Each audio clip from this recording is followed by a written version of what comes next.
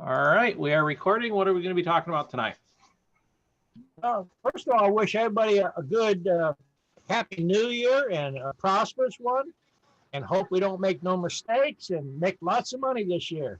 It's going to be a good year for selling bees. I just got that feeling in my bones. So, what we were doing at the shop up here, we're getting ready to take some more videos and put some videos up on YouTube. Steven's come up with some good little jigs to cut frames out, and I've been over there helping them cut frames, and we knocked out about 1,800 frames in about 3 days. It's basically a lot cheaper to build your own frame for these minis, and we're getting a lot of boxes built up. We got the sawmill sitting down here in downtown Sharon, and the temperature's been running 60 to 62, and we got 60 degrees for the rest of the this week, and we're building up pretty fast. If you haven't seen pictures of the shop inside, we got a new building we put up, and there's hardly any room in there to work right now. We got 55-gallon barrels. I think they're close to 55. They're plastic blue barrels. We cut the tops out of them, and we got them sitting by our saw. So as we saw, we're filling up these buckets with the parts for frames. We built a bunch of nukes up, so we're expanding out. We got at least capability of another 2,000 cleans per week or every 2 weeks. And if I get a couple more students down here in January and February, we're going to cut out another 150, 200 more boxes so we can increase. I hope all your orders are coming in, and don't overbook yourself. If you need packages from us, be sure to get on the list as soon as possible, because we're already starting to book out pretty good now. And like I said, the weather's going to be a little bit warmer this winter, so bees are going to be in high demand. Check your stores. Make sure you got plenty of food on there or honey, and check for mice that might have got in your beehives. And plan on doing some expanding this year. And if you're not on the Don's Beekeeper page, try to get on that as soon as possible. It's going to help market your bees. You shouldn't have no trouble selling these. We call them sweet Georgia peaches down here. Those are the sting-less bees. So, has anybody got questions on anything pertaining to bees? No, everybody knows it all tonight. Darn. First up is Linda. Go ahead, Linda. Can you hear me? Yep. Okay, I wanted to know if anybody has any experience with these silicone foundation frames that I'm seeing advertised on Facebook and on the internet. Silicone frames or silicone mold? It's a mold for pouring your wax in to make foundation. No, I went that route, several years ago. If you're not doing a large scale, it would probably get you by. The biggest drawback is it'll make the foundation, but it's so brittle, it'll break on you. Okay. That's why when we run it through a embosser, it does something to it that it doesn't get so brittle. Okay. And then the second thing that we found is there's no way to control how thick your sheets are. Yeah. See, the mills that right now we can't even get mills because it is COVID. They're running so far behind, I might not even get any mills for 4 or 5 more months until this stuff settles up. But on our mills, we can do 5, 6 sheets to the pound. And they rate that usually on, so if you found it, most of your commercial players 7, maybe 7.5 sheets to the pound. With this mill, you can adjust it and adjust your water temperature and your wax temperature. We have run 20 to 21 sheets to the pound for like cut comb or for producing, honey that, like in Ross rounds. That's the only drawback. It's just like I bought a sawmill, and I'm just like everybody else. I'm cheap. I bought an Alaskan sawmill. I got more shavings on the ground on one log. And after I bought my wood miser that I did in 6 months. And if that Alaskan sawmill is not sharpened right, you're not even going to cut a straight board. You're going to cut rocking chairs all day. Okay, I was just curious. They make it look so easy. I wondered how it worked. That's the whole of selling things, to make Yeah. it easy, make Yeah. it look easy. Okay, thanks. That's the only question. For me for right now. Okay, I'm going to throw something out there. If you can stump me, you ask me a question and I can't give you an answer, we're going to give you 2 free chats. How's that? I haven't been stumped in a while. Does Just it have to be, is it to pertain to bees or anything? No, just on the bee scene here. Okay. If you think of one, let us know. And over to Greg. Go ahead, Greg. Hey Don, it's getting pretty cold up here. We've been trying to saw a couple logs, and boy, these logs I've been working with are just, I mean, completely frozen clear through, and it's pretty tough. Some of these are white oak, so it makes it even tougher. But the weather's, I mean, we always complain about it being goofy up here. I think everyone complains about, you know, every state. I feel like someone says, well, if you don't like the weather, just give it 10 minutes. It seems like every state's motto. Everybody says that. But it's gotten so cold at night. It's dropping down so low, and it's getting so cold. And then in the daytimes, it's warming back up again.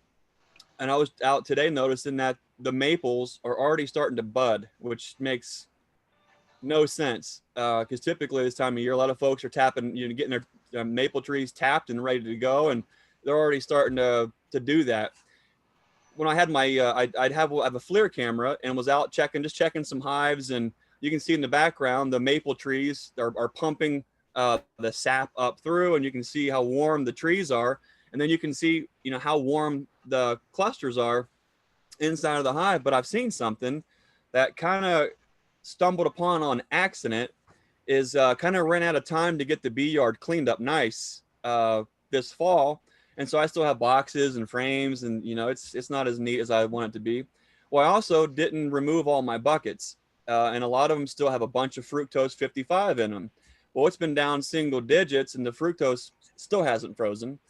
But what I noticed is I turned the buckets up, not so they would dispense, just so that they would just be sitting on top and go through and clean them out.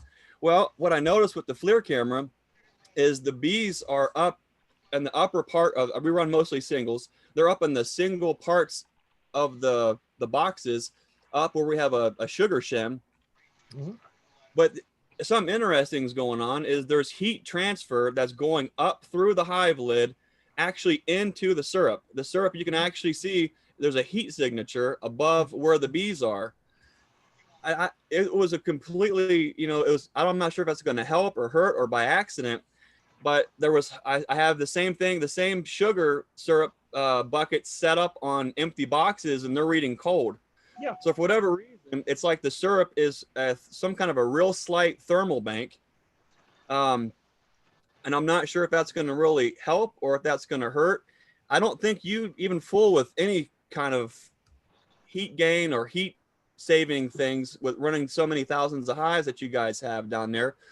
But I'm half tempted just to leave those syrup buckets on. So when we have warm days, I can just flip them over. They can get a little bit of feed out of there. Do you see anything wrong with leaving those buckets on there just so I can feed if we do have a snap where it's 50, 55 degrees for a day or two? As long as you don't, you know, in your bucket and then turn it back over and you lose that vacuum in it, it'll hold the vacuum a lot better than sugar water. And we found that, and it's just like if you had a house and there's no furniture in it, and then you have the same identical house next to the same conditions and it's full of furniture, it always is going to retain more heat. And the same thing with the mass. That's why you're getting that heat signature from that syrup. It's like, you know, a thermal exchange, really. I don't think it's going to hurt the bees. The only thing I would do is keep an eye on the weight of the hive, because if you get too much warm days, they start brooding up. Jerry was talking about that down here. We're getting hives that are getting, gangbusters now. In fact, sawmills down here, and we had several people here, and they was looking. The saw pile is full of bees. And Jerry said, "What do you think's going on?" I said, "They're either collecting sap for propolis, or there's some kind of sap in there that they're getting some sugar content from." Because we just brought in about 3 big loads of logs to saw stuff up. Well, I'll keep an eye on it then. It was a accidental plan to where I'll leave the syrup, the fructose on there. In the event that it warms up, I can just flip the bucket over. That's the nice thing about the bucket, is it's kind of like an on-off switch. You can just flip the bucket up and down, and I guess I'll just keep an eye on them and make sure to take it off if it gets too cold I there. don't think that corn syrup would even freeze it unless you was down like 15 degrees and it stayed that way for a week, because it takes a long time for like honey to freeze even. Even the tote that I have, maybe, I don't know, 75 or 100 gallons left in. It's not crystallized. It's not doing it. It's as clear as it was when I brought it here. And we've had, some single digits. So it hasn't really stayed like that for 3 or 4 days. But so far, it seems like it's a big winner as far as the opportunity to have something that's shelf stable, easy to dispense, and something that's not going to go bad on you quick. So we'll kind of keep an eye on that. But seems like springs might come, hate to even say it, but sooner than even most of us are ready for. So we'll have to see, I guess. Well, I think the corn syrup is a good investment for a lot of beekeepers. I know it's basically been a real game changer for us, because you don't spend the time. Even if you sat down and figured you get 2 tons of sugar free, what time? You can buy in material, but you can't buy time. And when you spend 4 hours or 5 hours a day mixing sugar and then dispersing it, it takes more time to disperse sugar water than does syrup. Once you get set up, and you can do a lot of buckets in no time flat. I mean, it's night and day difference. Yep.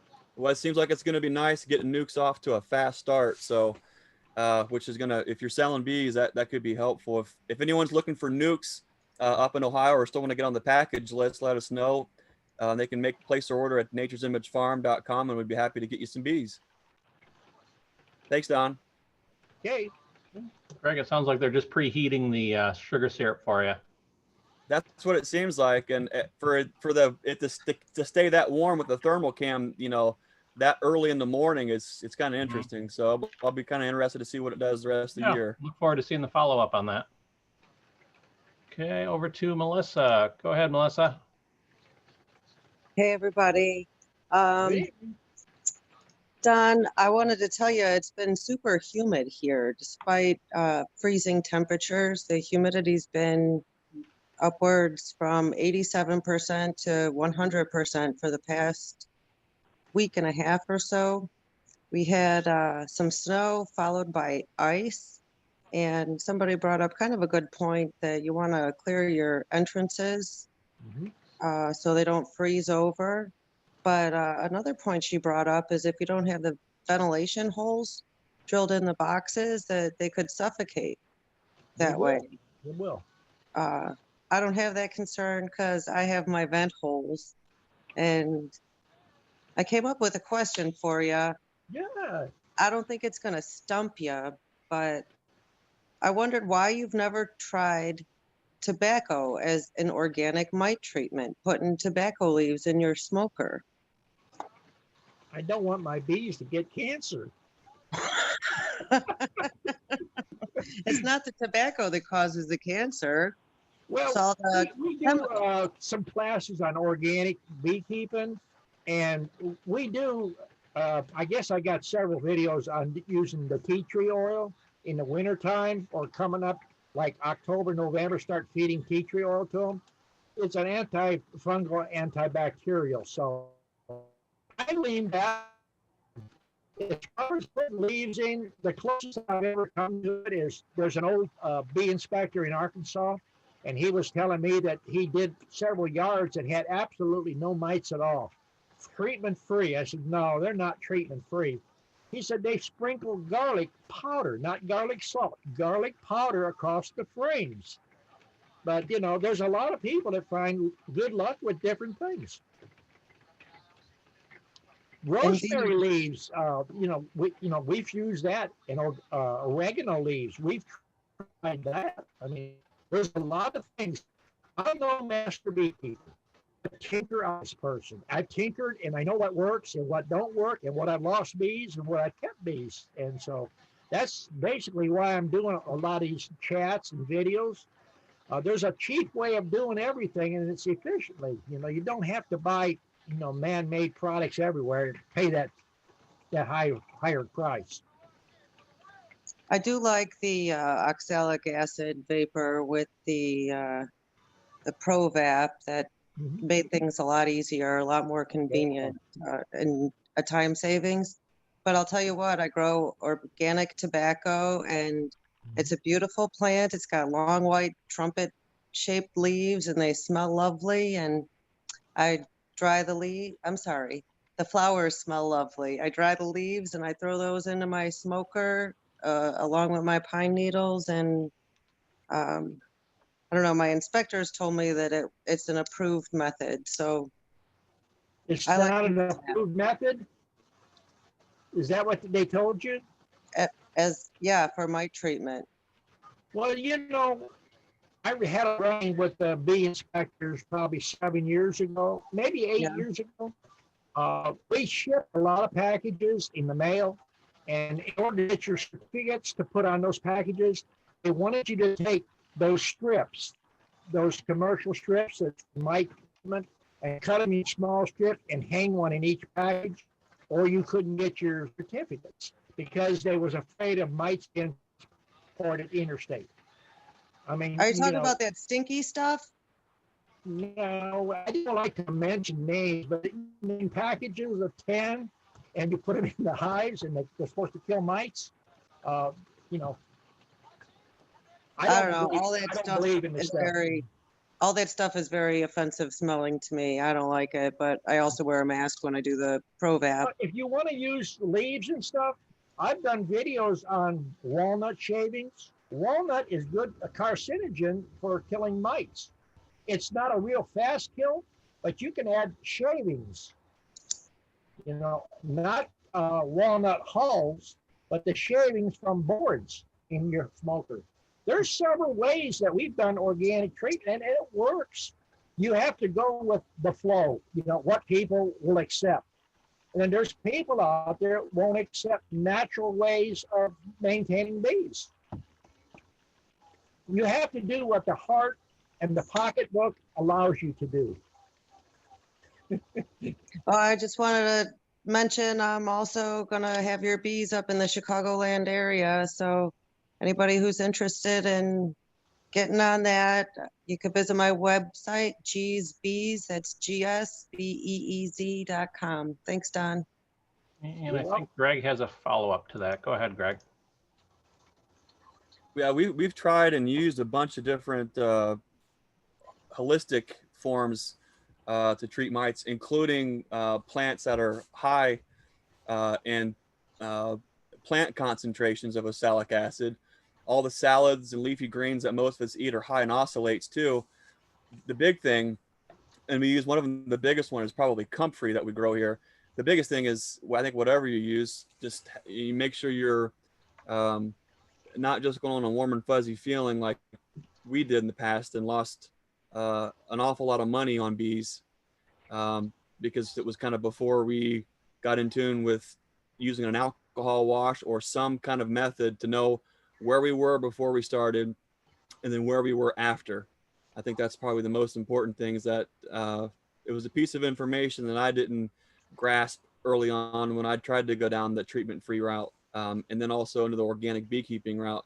So I think it's if tobacco or comfrey or sumac or oregano or anything else in the world that you want to use, I think it's great to use those things. Just be sure you're using some kind of method to know where you're at before you start, and then afterwards, so you can kind of turn on your heels and plan accordingly, so you don't suffer not only killing the bees, but it's quite a loss in those assets if they don't work, or if something does change and there's some other variable that you're unaware of.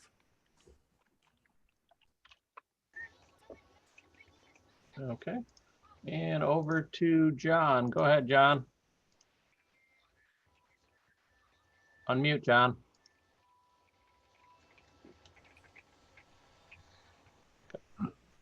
Go ahead. How am I doing? Okay. Hi, Yep. everybody. How you doing? I have a question for you, but first a comment. If you're going to be running oregano and rosemary and garlic in the hive, you got to make sure you're running Italian bees.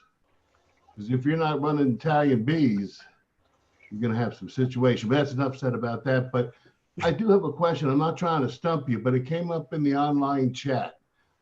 There was a vibration noise within a hive, and everybody was trying to guess what it may be. Is it possible that the bees could flap their wings so fast they could vibrate the frame against the box to give you that kind of rubbing noise? Are you asking me that? Yes, sir. I have heard scratching noises in beehives. It's usually bees are scrubbing or they're chewing on the wood on the side of the hive. Mm-hmm.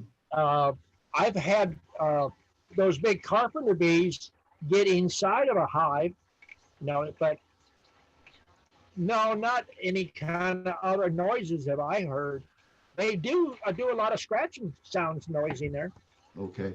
Now, if you listen to the online, at the Fat Bee Man online, it was actually like a piece of wood hitting another piece of wood very fast.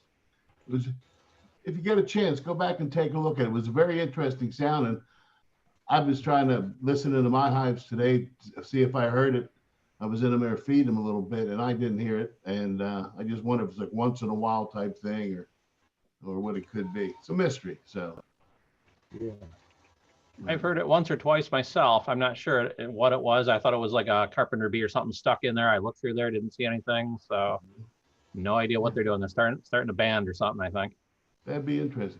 The other question I have for you, Don, I've always run double brood boxes, and I'm thinking about going to single brood boxes this year just because of time, to save me a little time. And I know that you have to really be on top of your swarm game when you're running a single box. Is there any other things or any disadvantages you know of why not to run a single bottom brood chamber box?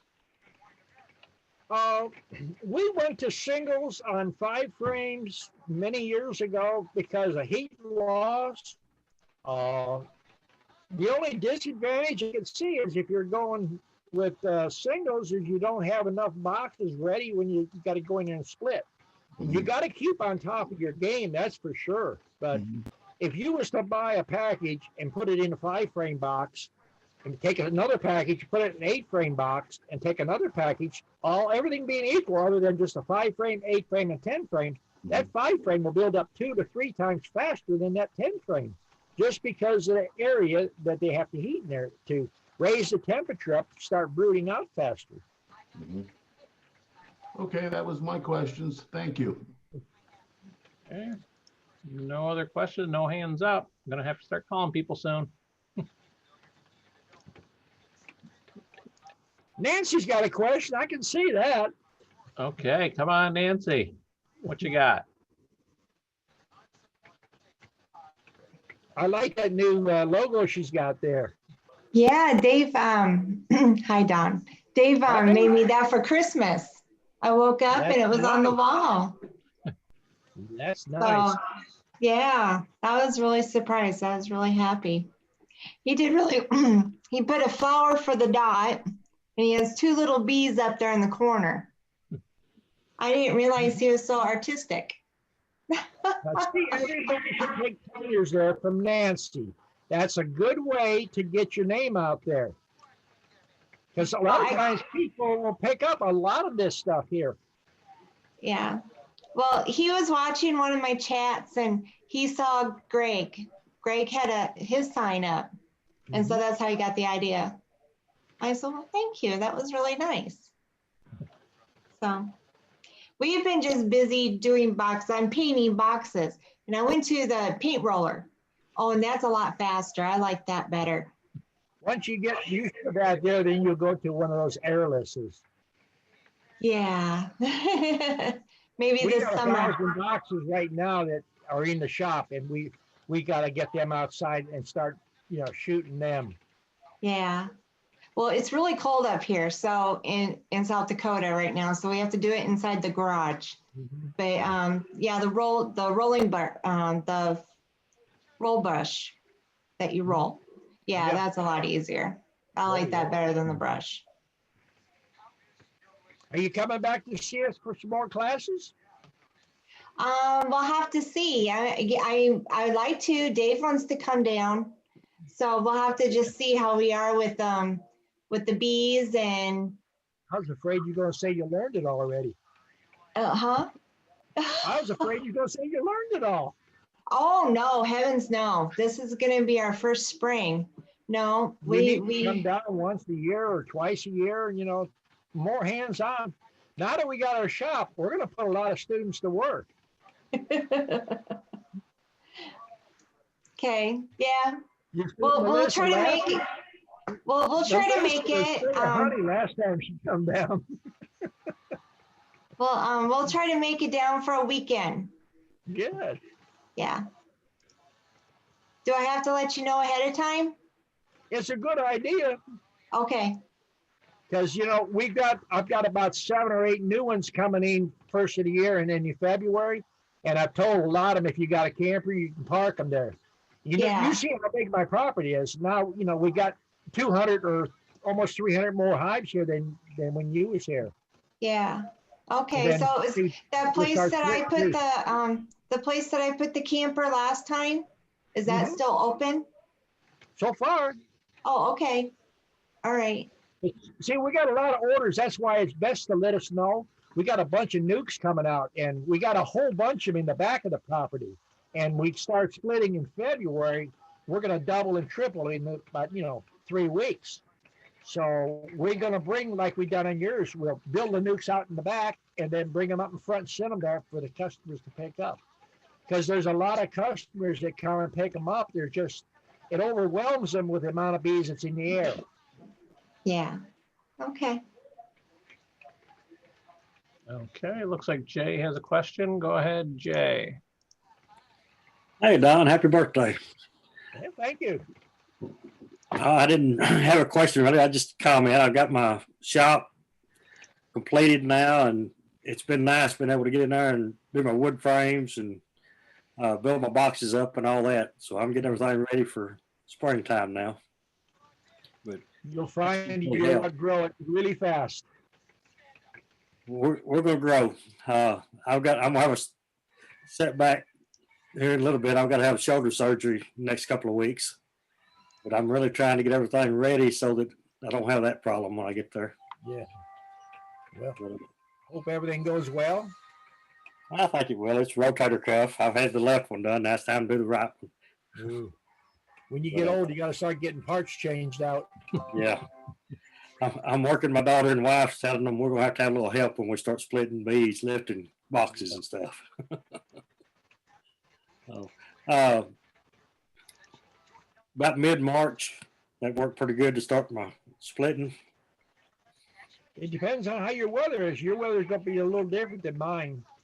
Yeah. See, right now we're running for a whole week between 58 to 62, I think, is going to be for the next 7 days. So we're looking at getting the hives about the 3rd week in January. We get our first draft on in February. Hopefully we get our queens really early this year. But we can get some freezes on up till 1st of April. So yeah. Well, that's another good thing there too. If you're going to make splits, make them a lot heavier. If you're going to make them early, make them twice as heavy as you would, when you knew that there's not going to be no more freezes. That way you have enough at least to keep the queen or the queen cell, warm. I'm thinking about doing about half my splits in mid-March or so, and then wait till about the 2nd week of April to do the rest of them. Are you grafting now, or are you going to buy queens to make splits? I'm going to buy queens. You need I to hadn't come got over to the here and grafting take a part queen yet. class. Do I? You need to come over here and take a queen class. Or go down there to Julie. Julie's coming up here and taking queen grafting from us. So she's probably going to start doing classes over there by Houston. I may do that. I won't be able to this year with my surgery and everything, but I plan on retiring in 2 years, then going full time into this. And I'm thinking that's when I'll probably start trying to do grafting. Yeah. Good deal. Okay. Anything else, Jay? No, I'm good. Okay. Over to Dennis. Go ahead, Dennis. Get it unmute. Still muted. All right, now can you hear me? Yep. I was I was saying nothing important. I was just checking. Didn't you have surgery? No, I've got to go get my shots, and I had an MIR, so it looks like they're going to have to fuse one vertebrae down by my tailbone and then put some rods in my back. But Well, I thought last month you was talking about it, and I figured, well, I just checked. You seem to be setting up doing pretty good if you had surgery. I'm just the thing is killing me is standing on that concrete floor over there for all day. I got to take more breaks, but hopefully I get my surgery done maybe in February. They claim I can be up walking within 24 hours. And he said, if it's not too much pain, you should be all right within a week. Well, that'll be good. No worse is going on now. I checked my boxes here last week, and I got ice on them now. You can't even get lids off there. I got a 1/2 inch ice on everything. But I noticed they must think it's going to be a nice early spring. I got drones still in there that normally are kicked out. We got a lot. I hope they hang in there. Yeah. I'd like to see them hang in there long enough to get an early start, but yeah, it kind of surprised me. There's another fact there that you brought up, that you got drones, other people got drones, and then I'm reading on Facebook, oh, they kicked all my drones out. And I've been telling people they don't kick everything out all the time. They're going to maintain a certain amount. Well, I had some hives in a location. They looked like they had a quarter of their drones. And of course, they need fed. They're eating it up, but I'll keep on top of that. I said, well, good. That might be a good place to start some early grafting or something. We'll see how when it goes. What to do is pick out your best hives and graft from them. That's plan A. Plan B, I may just come down and get a bunch of yours. Plan A was build more boxes. I'm still, that's just normal. Yeah. I'm still doing it. But that's plan A. Plan B is I may just come down and get a bunch of your cells and hurry things up. We'll see. If you got good stock up there, that's about the cheapest way to make massive splits, really.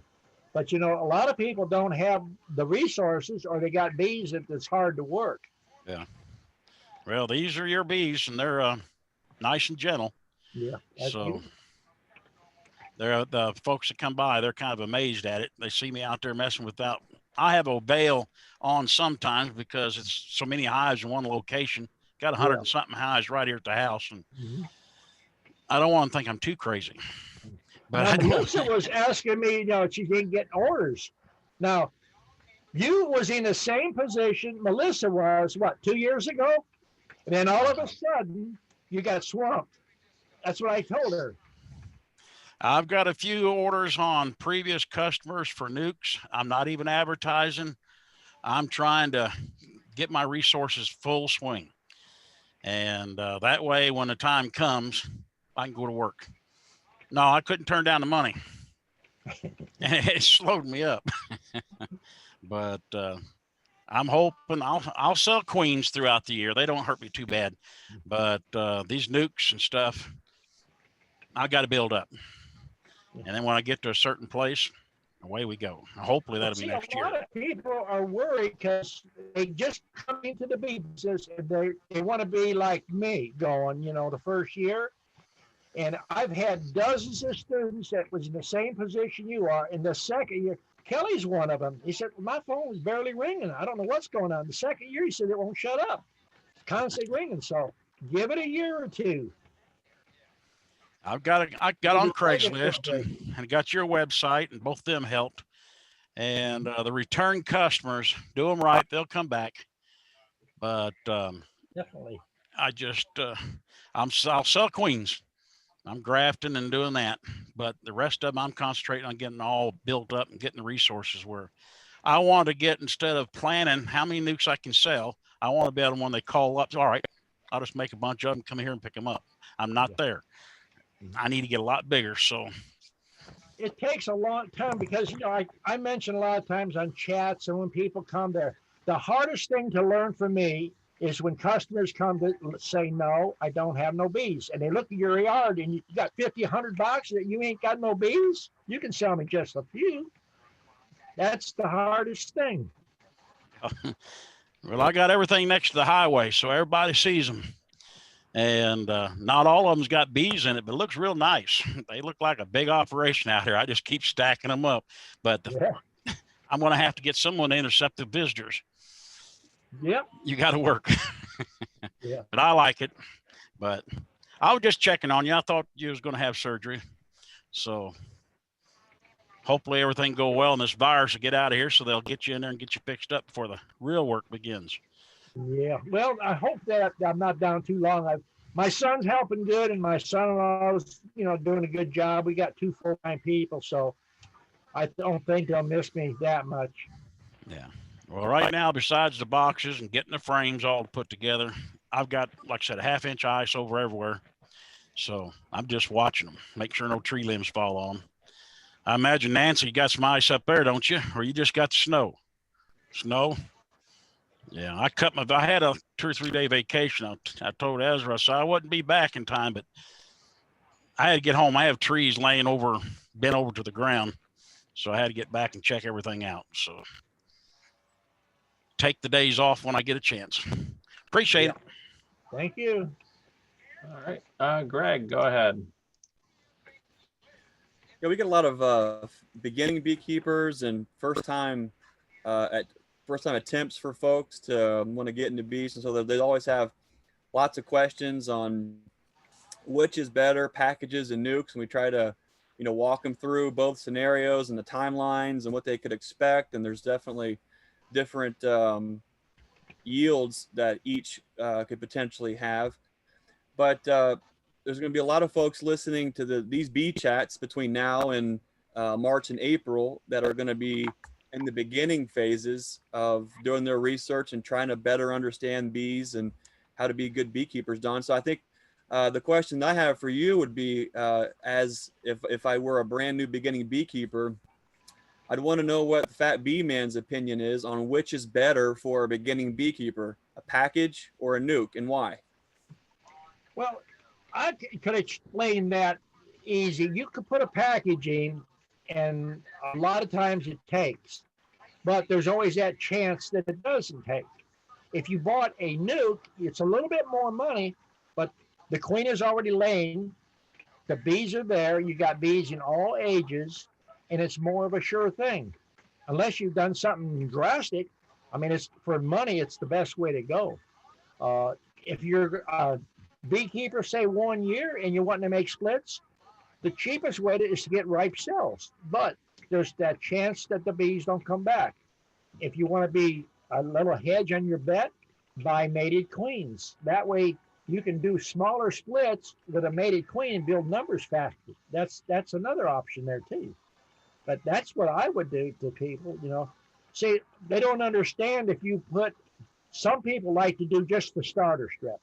And they try to turn the queen out too early. If the queen doesn't have a place to lay, she can fly, even though she's mated. But if you leave the corking an extra day or two on starter strips or all new foundation and let them build up some comb, and then you can direct release her, say in 4 days, you have a better chance of them staying with you. That kind of give you a good summary of what I would think. Yeah, that's helpful for, I think, the beginning beekeepers. I think what you mentioned there, to maybe sum it up, is you're going to reduce your risk by investing just a little bit more in the nuke, because the colony is already kind of proven to be working together. And you can see that evidence when you look inside of the hive, and you can see all the stages of larva. You can see that there's honey stores, capped, maybe uncapped. There's pollen. More importantly, there's all of the hard early work.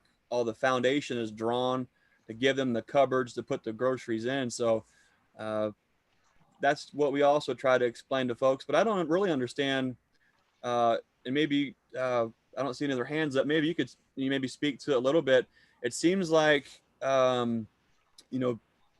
obviously a lot of us sell packages, and we also sell nukes, but I don't really understand because, being a youngster and all this, at what point did the buying colonies switch from nukes to packages or vice versa? Because it seems like there's a really big push for beginning beekeepers through bee clubs and certain organizations where they only are aware of that packages are their only possibility or opportunity to get a colony started, where it seems like over the last, several years, it's become more and more popular to maybe invest or folks learn about the opportunity to purchase a nuke and not just a package. Was there a point in time where there's made a shift, or has that always been the case where both have been available for folks?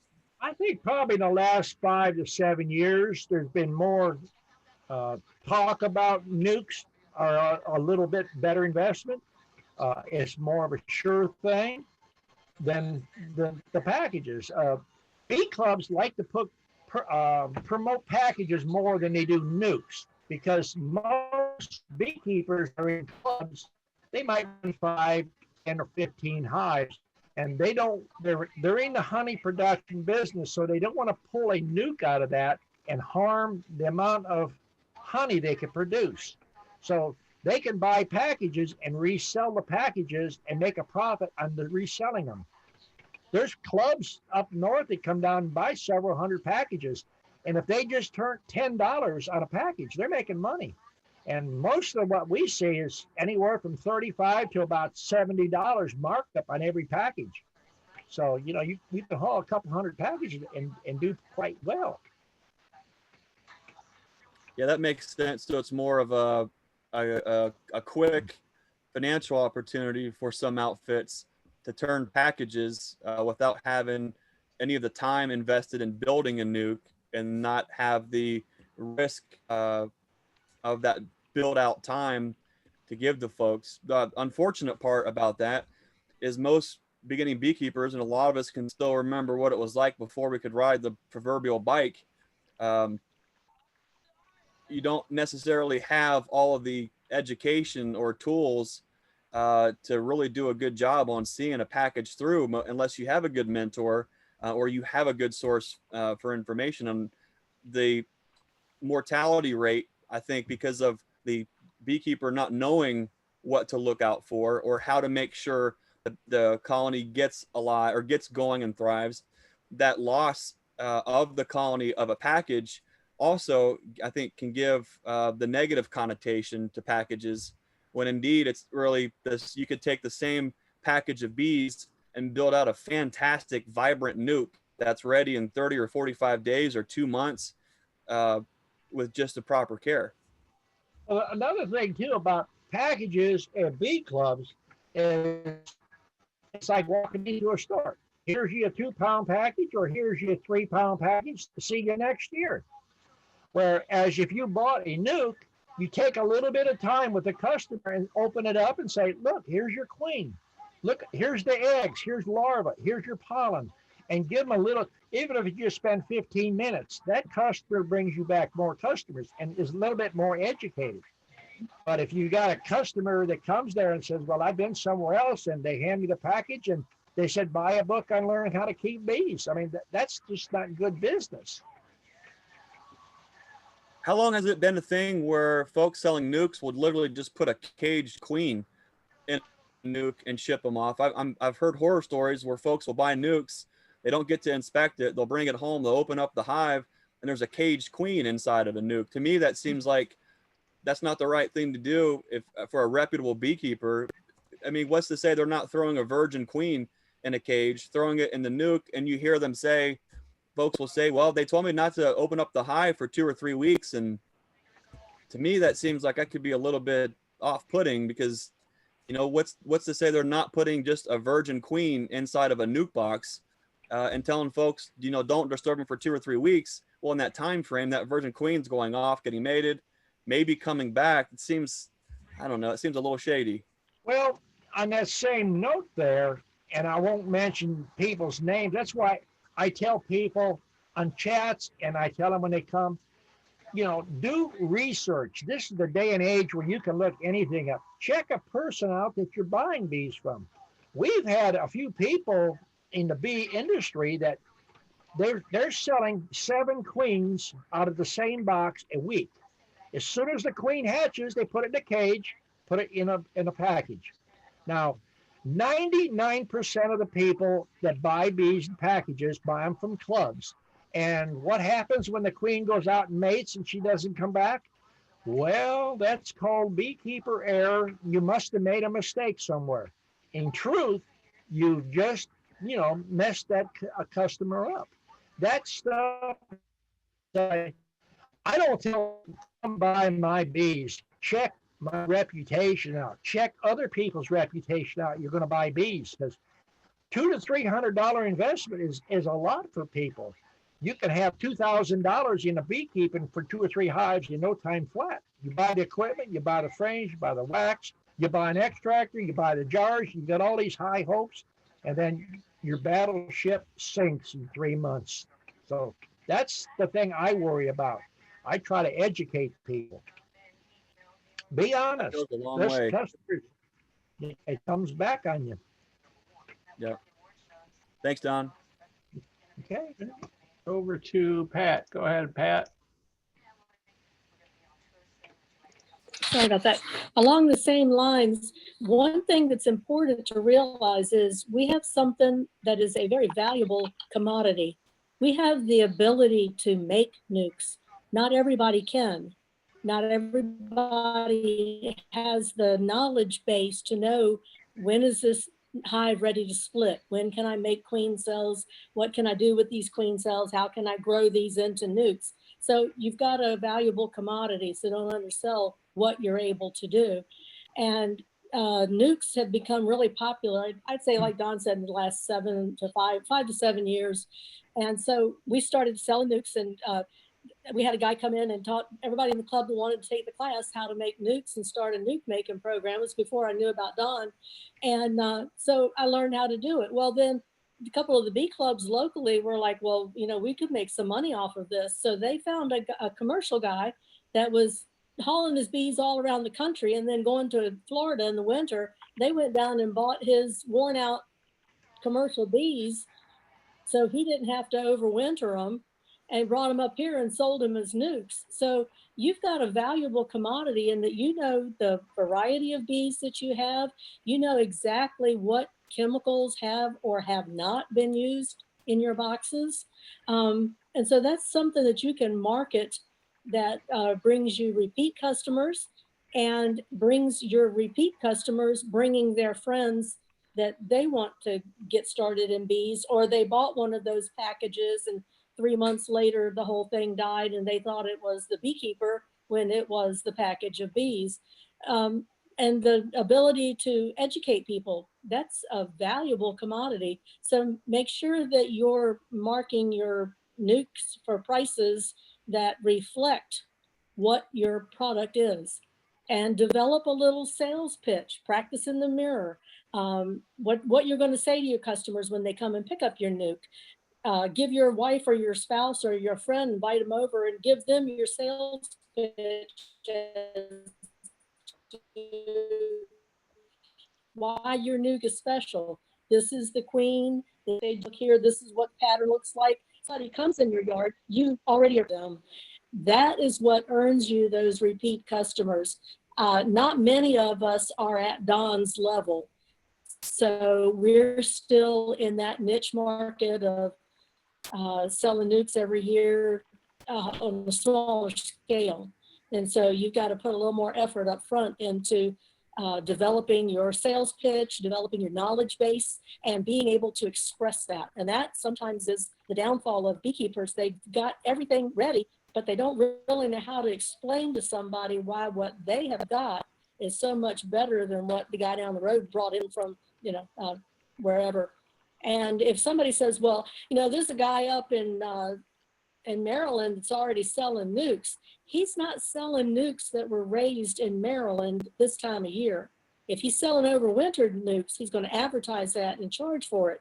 If he's got nukes or queens right now, he's bringing them in from Hawaii, California, somewhere else. So being able to explain to somebody why what they're selling may not be what they need is important too. And getting locally sourced nukes is valuable because the bees are used to your area, they're used to your climate, your change of seasons, that kind of thing. So being able to explain that kind of thing to people is really valuable too. That's all. Okay. And over to Jay. Go ahead, Jay. Just kind of carrying on with that. When I think about the packages coming in, and I have a friend that he actually bought a package right before I started getting into the bees. Brought it in, put it in his box he had set up, and they flew right away. The next day, they's gone. To me, and this is my point of view, you can tell me otherwise, somebody new getting into it, they're not going to have a frame that's got wax on it. They're not going to have a frame that's got any kind of resources in it. And they stand a whole lot bigger chance of those bees flying away. And once they do, it's going to be real discouraging with them. Yeah. So a new beekeeper, I really want to put them in a nuke when we get ready to do it. And then I've got just the flip side of that. Some of the ones that sell nukes and bees around here, seems like every time I talk to somebody that's bought bees from somebody else around here, they're saying, well, they told me not to get in them for at least 3 weeks. And I'm talking about a 10 frame, not even a nuke, a 10 frame hive, that's, I don't understand that. My response is get in them every day till you learn bees. Just be careful not to roll a queen, but get in them every day. Get used to working with them. Is my methodology wrong on it? Well, the thing you want to do is you want to check them. But for a new beekeeper, I wouldn't suggest going in there, every day. The thing to wait 3 weeks, 4 weeks, I wouldn't do that. I mean, I would give them some outside education. I try to tell people, you put a package in there, wait each 4th day, then go in there gently and look for eggs. If you got a package with a caged queen with a Denton cage is a 3-hole cage. That queen should be out in 4 days, unless the queen cages was made up too far in advance and the candy's hard. But in 4 days, if the queen is not out, you can direct release. You shouldn't have no problem with it. But to tell someone not to go in for 3-4 weeks sounds like there's no queen in the box, and they're going to let them make a queen. The queen will fly out and hope it comes back, and they hope for the best. So, I try to tell my students, and I try to teach honesty to the person, and I try to tell them, if you got a nuke there or you got a package, if you wouldn't buy that outright yourself, then why sell it to a customer? If you're shaking packages and you're not sure, buy a scale until you learn the feel of weight. I bring my scale out and I show customers. I show them an empty package. I weigh it in front of them. I put the package of bees in front of them that we shook, and I say, it's going to be 2 pounds.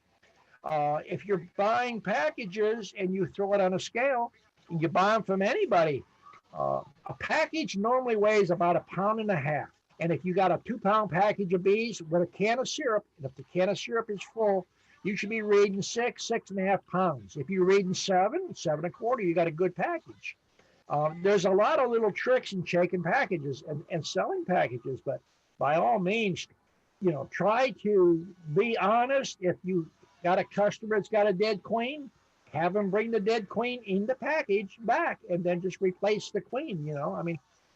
things do happen. We're all human. We catch thousands of queens a day. So, sometimes you're in a hurry and things happen. Well, I try not to, which I'm not selling packages, I'm just selling nukes. Yeah. But I try my best not to let them leave the yard till I have showed them the queen in the nuke. Well, see, that's one thing I try to teach here, and I do is I take people and I show them to pack the nuke, and I say before I even open it, if there's anything in this nuke that you don't like, if you don't like the laying pattern, the color of the queen, the frames, the age of the frames, anything about it, you won't offend me. I'd rather just get you another box because I have plenty here. That way, when the customer leaves and have an agreement that you've checked it, everything looks good. The queen is walking, she's laying, and you see she's okay. When you hit the road, them are your bees, because a lot of new beekeepers got tinkeritis. They have to go through that hive back and forth until they find the queen. And for what? I don't understand. You pointed it out to them once and don't leave. But that's just selling tips that I've learned over the years. I'll show them the queen before they leave, and then I'll show them, as long as you're seeing brood, as long as you're seeing new eggs, you don't have to find that queen. But I want them to know that it's in there before they leave, and then, I want them to be able to get in their bees and work with them. Just waiting 2 or 3 weeks to get in them, I just don't see any reason on that. I'd say, on a general rule package or nuke, 3 to 4 days, you'd be in the safe zone, because you got to remember, not all beekeepers or people that keep bees are ambidextrous or clumsy or whatever. It does happen. If they roll the queen, you can have eggs there and brood, and the next day they're going to start making queen cells if you roll that queen or bump it. Yeah. Especially if they wear gloves and a veil, and some of them are uncomfortable with working around the bees. They start flying and they get all excited. I had they're baby beekeepers, so you got to take them step by step and educate them, and try not to hurt their feelings in any way, because we all learn and we all make the same mistakes. I had a beekeeper come in last year that was from another bee club and bought a couple of hives, and so I was going to let her go through them, make sure. And we were doing 8 frame ones because it was late in the year. And after she pulled the second frame out, I said, "Stop! Wait a minute." I said, "You can do them how you want to at home, but let me show you something." Because she was just reaching in, grabbing them, and just yanking them out. I said, "Number one, you're gonna make the bees mad. You're gonna roll a queen." I said, "When you're working with mine, you do how you want to when you get home. But when you're working with mine, we go slow. And I said they'll stay a lot calmer, and we don't mess up bees." Oh, yeah. Had to watch that one. That's the first one I've had really come in like that. But boy, she was just, and she said, "Well, that's the way they told me to do it." I said, "Well, that's not a good practice." Oh, that's all I've got, E. Okay. And over to Pat for the last question. Go ahead, Pat. Unmute. I thought you did it. Sorry. More things along those lines. Like Don said, within 4 days, you need to go check and make sure that queen's been released, because a mated queen gets to a point where she physically has to start laying. And if you put off her laying, she may never fully develop the capability that she would have if she was properly released. And I tell students not to go in more than 7 to 10 days at the most. Any more than that, a new beekeeper especially, they're going to be banging frames and squealing every time they see a bee move. The first time my queen flew away, I about had a heart attack. So if a new beekeeper has that happen, they think their life is over because they don't want to tell their spouse that they just put all that money into that bee that flew away. But don't clip wings, even though they're bugs. That's cruel. And if you go in your hive and you see lots of extra queen cells, knocking the queen cells off will not stop a hive from swarming. That's really important to tell new beekeepers, because they heard it somewhere, saw it somewhere, knock all the queen cells off, and then their queen swarms, because once they get to that point, they're going to swarm anyway. and they've got a queenless hive and no eggs that are capable of making a new queen cell. So until they know what they're doing, tell them to call you before they do anything if they're not sure. Take a picture, send it back to you, and then call so that you know what they're looking at, what they're talking about. I guess that was it. Just making sure that, you know, they know what to do when they get that nuke home, that package home. And a lot of people call me, they didn't get their bees from me, but somebody told them I had bees and they bought a package or they bought a nuke and they're having problems. And be willing to share a little bit of your information. You know, don't give an entire class for free, but share a little bit of your information, because that builds a relationship that when that nuke or package dies, they're going to come get bees for you, or they're going to say, well, I had a terrible time with these bees I bought from somebody else last year, but Pat helped me, go get bees from her. So, you know, don't give it away for free past a certain point. You know, tell them to come over and, you know, give you $25 or buy you lunch or whatever you want to do about it. And you'll, you know, help them a little bit. If I have to go to somebody's house to work in their bees that I did not sell them, I charge for that. So start developing pricing of what you are able to do and how much you're going to charge for it. And if you are going to start teaching others, make sure your information is accurate and current. Things change all the time, especially with chemicals and knowledge and different things. So don't repeat something that you heard unless you check to make sure that it is accurate information. Because a lot of times people don't purposely tell what they heard. They misheard. They didn't hear what they thought you said. And so it can cause a lot of problems until you're sure of what you're telling and how you're expressing it. Like I said, practice. After a while, your friends and neighbors won't want to come see you or see you coming down the road because they know you're going to talk about bees, but gives you a chance to practice on what you're talking, how you're teaching. That's all. Okay, you don't like talking about bees at all, do you? No. You know, if you go out and It's do addictive. you need to be charging for it because you don't get free gas. You know, Yep. I'll give you an example. I went and looked at a man's bee yard. He had 100 hives there, and he asked me what I charged. I said $500 plus, you know, if I'm there long, I'll charge accordingly. And he thought it was reasonable.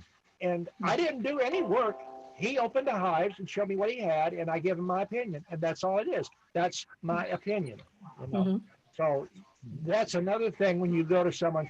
I won't go to someone's yard and tell them what to do and not making some money at it, because I can stay home, watch cartoons for free, or I can do classes at my house. You know, it's, you know, you're a professional person, and if they knew what they was doing, they wouldn't call you. So charge it for them there, you know, or set up classes. I mean, if you're in bees 6 months to a year, you can do a basic beekeeping class if you just get a nuke there, an 8 frame and a 10 frame, and go through the different size frames and what they're called. Terminology for a new person is a lot of times they're not, you know, getting to they're calling gums, they're calling them racks, they're calling them boxes. I mean, you know, supers, high bodies. The terminology is something, you know. I mean, you could do 10 or 15 people at a time and charge $25, you know, and buy you some bees with it. Honeycombs is my favorite. Honeycombs? Honeycombs. Oh, yeah. Well, you know, if you tell people that you don't have to buy bees, you get bees for free. You are going to have a friend there. And if they don't get bees, they will come to you because you give them some free advice. You know, people don't understand. You can call 911, you call the fire department, county agent, other bee clubs. People that give bees away, they land on people's houses or bushes. And, you know, if you got the time, go get them. All right, then that'll do it for tonight. The next chat is in 2 weeks on the 16th. So thank you, Don. Go finish your birthday cake. Oh, okay. And that you post it on the next chat. I want someone to stump me, and it has to Okay. be about bees. It makes All my mind stay sharp. All right. I think you're going to regret that, but we'll see. Look, isn't it worth giving a couple free chats? Sure, definitely. I think that'd be worth it. All right, then. Thank you, Don. Thanks, everyone. Yeah. Stick around for the after chat.